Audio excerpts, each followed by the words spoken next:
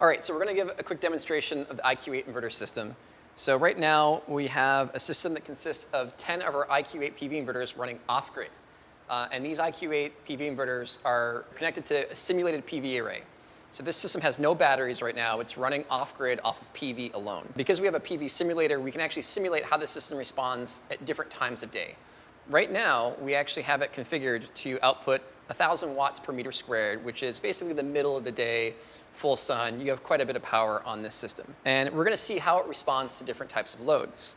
We have a vacuum cleaner here. This vacuum cleaner actually has the unique distinction of being the first load we purchased for this program to experiment with. And actually, one of the reasons we picked it is because vacuum cleaners like this, especially old vacuum cleaners like this Hoover, pull a lot more power when you first turn them on than they do in steady state. We call this inrush current. And inrush current is actually something that's especially challenging for inverters, especially solar-connected inverters, to tolerate running off-grid. What you'll see in this demonstration is how our brownout control works, because we'll be able to start up the vacuum cleaner no problem, but as I load the system with space heaters, you'll see it start to struggle, and that's our brownout control kicking in. It's basically saying there's a little bit too much load, then I have sunlight hitting me. I'm going to reduce the system voltage to make sure that I can keep the system still powered.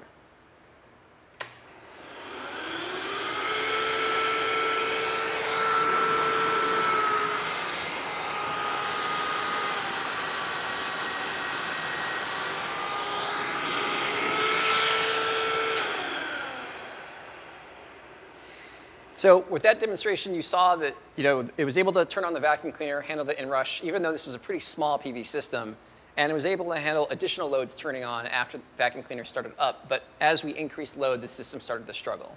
What we'll do now is show what happens as it gets later in the day and you have less power available. Because brownout control, it's a very capable technology, but there's going to be a limitation to it. At a certain point in day, there's going to be just not enough sun hitting your panels to power the loads that you have. So we're going to simulate that now by dropping the irradiance level to 300 watts per meter squared, which is sort of like mid-afternoon time, the sun's setting. You don't quite have enough power available. You still have enough power to run lighting and probably one space heater, but not enough to handle the inrush on this vacuum cleaner.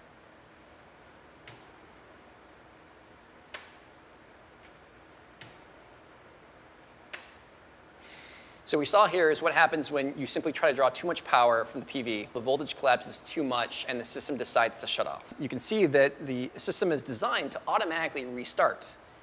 So as soon as you remove the load that caused the blackout, the system recovers instantaneously.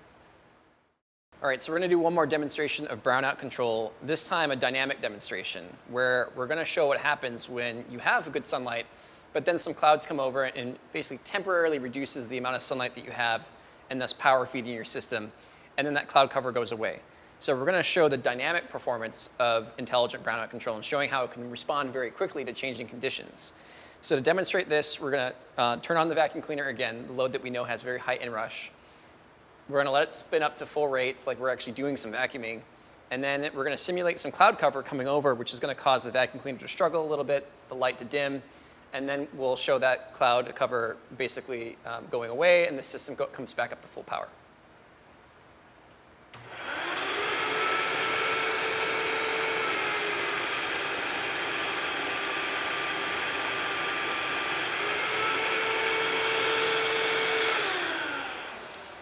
So there you can see the active brownout working dynamically, causing the vacuum cleaner to operate at a lower speed and the light to dim because it's running at lower voltage, but then instantly recovering once that cloud cover goes away. So this demonstration was done without any batteries at all. This was done with just a 10-panel solar system only.